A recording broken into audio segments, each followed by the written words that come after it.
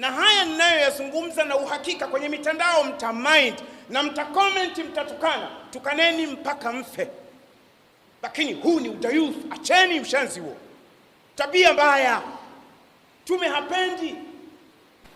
Wanaume wengi hivi sasa mnavaa pete kwenye vidole gumba.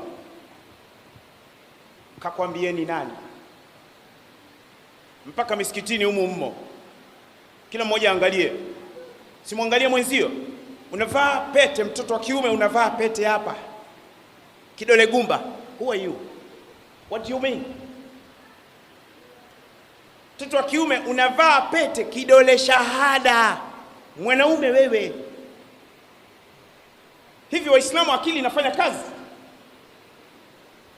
Hebu jitambueni. Mtoto wa kiume unavaa mkufu, mwanaume unakuwa unavaa hereni. Mwanaume unavaa hereni, wewe demu.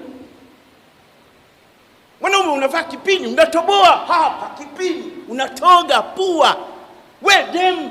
Ni shost khanif, kufanya vitendo vya kike na vya kike, wewe ni dayuth. Waislamu wenzangu, watoto wa kiume popote pale mlipo duniani, mpaka katika European country, huu ni udayuth, ni ukhanifi. Kwa sababu unapofanya vitendo vya kike, wewe mwanamume ni dayuth, khanifi. Acheni mchezo huo.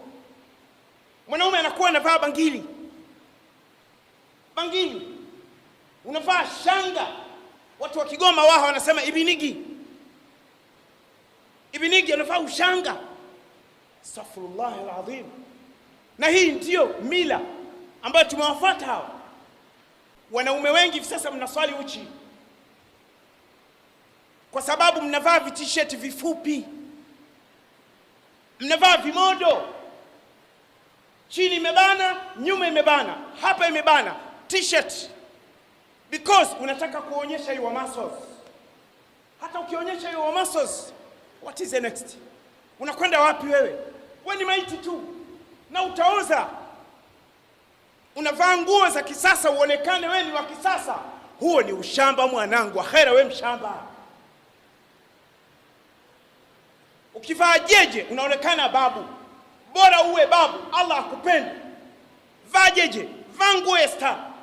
Waislamu wengi mnapokwenda rukuu, viuno vyenu vinabakia wazi. Mwisho jana nimeswali msikiti mmoja Kariakoo alasiri na dhuhuri na maghrib. Mshikaji mmoja bonge la mtu anakwenda rukuu, t-shirt ikapanda.